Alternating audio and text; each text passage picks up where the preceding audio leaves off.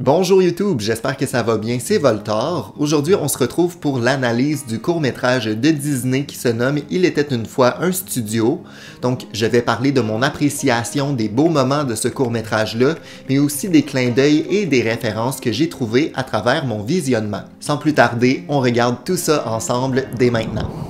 Personnellement, j'ai adoré le court-métrage, j'ai trouvé que les relations entre les personnages étaient sublimes. C'était vraiment pour mettre de l'avant la magie de Disney, la magie des personnages et de leur univers. Disney est reconnu pour faire des films qui sont là pour atteindre le plus grand public possible. Je pense pas que c'était le cas avec ça. Je pense qu'on va vraiment plus faire un court-métrage pour montrer notre appréciation du travail des artistes et tout ça qui ont travaillé pendant plus de 100 ans là, pour Disney.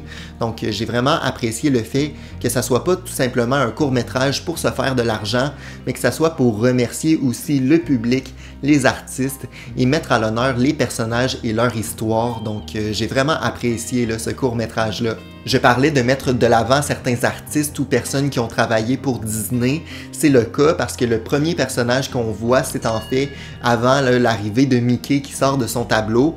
C'est donc un homme là, qui sort du musée. Celui-ci est en fait quelqu'un qui avait travaillé pour Disney pendant de nombreuses années et qui a travaillé aussi sur Le Roi Lion ou La Belle et la Bête. Donc c'est quand même une personne qui a marqué l'histoire de Disney et qui est malheureusement décédée en début d'année. Et le fait qu'on le voit dès l'ouverture du court-métrage, ça met de l'avant le travail de cet homme-là qui a travaillé pour Disney pendant de nombreuses années.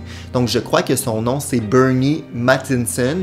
Donc c'est un homme vraiment connu et on l'a comme remercié de son beau travail à travers ce court-métrage-là. Il y a aussi une scène dans laquelle on retrouve donc la voix de Robin Williams qui avait été utilisée pour le génie, mais on a utilisé des parties qui avaient été retirées du film et on l'a ajouté au court-métrage. Donc c'est pour mettre à l'honneur aussi cet acteur-là qui a été grandement connu et qui est décédé là, dans les dernières années. Donc c'était une façon aussi de l'honorer à travers ce court-métrage-là, j'ai bien apprécié. Je l'ai pas mentionné, mais je l'ai écouté 2 fois, donc une fois en français et une fois en anglais. Donc c'est possible que je me trompe sur certains noms, mais bon, je vais essayer d'être le plus francophone possible dans cette vidéo-ci. Il y a de nombreuses scènes qui m'ont fait beaucoup rire et qui m'ont marqué. Par exemple, l'interaction qu'on a eue entre K.A., donc l'espèce de serpent là, du livre de la jungle et de Réponse. La même chose pour Ralph qui nomme Mickey Garfield. J'ai trouvé ça très drôle et ça venait un peu de nulle part, mais j'ai trouvé que c'était quelque chose d'assez marquant là, dans ce court-métrage-là. Même chose pour Antonio, je pense que certains d'entre vous partagent cet amour-là que j'ai pour Encanto. Donc on le retrouve là, dans le court-métrage à dire une phrase qu'on retrouve aussi dans le film Encanto, c'est-à-dire le passage où il dit « ne les mange pas » en faisant référence directement au film. Mais je pense que le duo qui m'a fait le plus rire, c'est vraiment Donald Duck et le paresseux de Zootopia. Je ne m'attendais pas à voir ces deux-là dans la même scène, mais finalement c'était vraiment une perle. J'ai ri beaucoup. On a donc le personnage le plus lent versus le personnage qui est le plus impatient. J'ai adoré leur interaction, mais aussi le passage où Baymax arrive. Bref, ça m'a beaucoup plu. J'ai vraiment apprécié qu'il y ait un travail et une recherche là, derrière les gags. On va vraiment rechercher des références aussi pour rejoindre un peu tout le monde. Vous le savez, je suis un fan de Disney, mais cette fois-ci, je trouve qu'ils ont fait vraiment des références qui viennent rejoindre de multiples générations.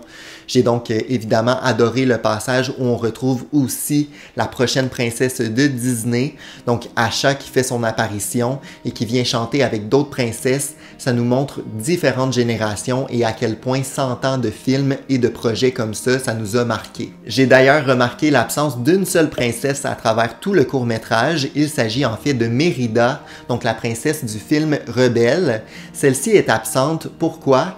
Tout simplement parce qu'elle appartient au studio Pixar et non le studio Disney, c'est donc pourquoi elle n'est pas là. Mais j'ai trouvé ça un peu bizarre, j'ai dû faire quelques recherches pour comprendre là, son absence. J'ai bien aimé la référence au Roi Lion quand Rafiki prend l'appareil photo et le montre à la manière de Simba dans le film. J'ai trouvé que c'était un clin d'œil intéressant. Évidemment, il y a de nombreuses références dans ce court-métrage-là, mais je ne peux pas toutes les nommer aujourd'hui. Je vous invite plutôt à me mentionner en commentaire laquelle vous avez préféré de votre côté, mais aussi le personnage que vous avez apprécié le voir dans ce court-métrage-là. J'aime rarement donner des notes, mais je trouve que le travail derrière tout ça mérite un bon 9 sur 10 parce que c'était unique, c'était une mise à l'honneur de l'histoire de Disney et des 100 dernières années et ça nous montre un peu ce que Disney peut faire. Je sais que présentement, ils ne sont pas à leur meilleur, mais je pense que c'est simplement une phase et que les gens vont rechercher dans quelques années la magie de Disney encore une fois. Dans son histoire, la compagnie a eu des moments plus faciles et des moments plus difficiles où les gens sont un peu plus réticents à écouter leurs films. Je pense qu'on est un peu dans cette phase-là où les gens se sont tannés il y a quelques années parce qu'il y avait beaucoup de hype autour de la compagnie et progressivement, on va essayer de redorer la compagnie et les fans vont tranquillement revenir. Donc je pense qu'on est simplement dans un creux et que Disney est dans la bonne direction afin de ramener leurs fans et leur popularité. En tout cas, merci beaucoup pour votre soutien à chaque fois, c'est vraiment apprécié. Donc si jamais ça vous a plu, je vous invite à mettre un pouce en l'air, à vous abonner et à commenter. J'espère avoir inspiré certaines personnes à aller voir ce film-là sur Disney+, c'est disponible dès maintenant. Pour ceux qui n'ont pas la plateforme, je crois que ça va être aussi un court-métrage qui va être présenté au cinéma juste avant le film Wish. Donc évidemment, là, je vous conseille d'aller le voir. Juste pour le court-métrage, je trouve que ça vaut grandement la peine. On se retrouve très bientôt pour une nouvelle vidéo sur la chaîne. Prenez soin de vous. Ciao!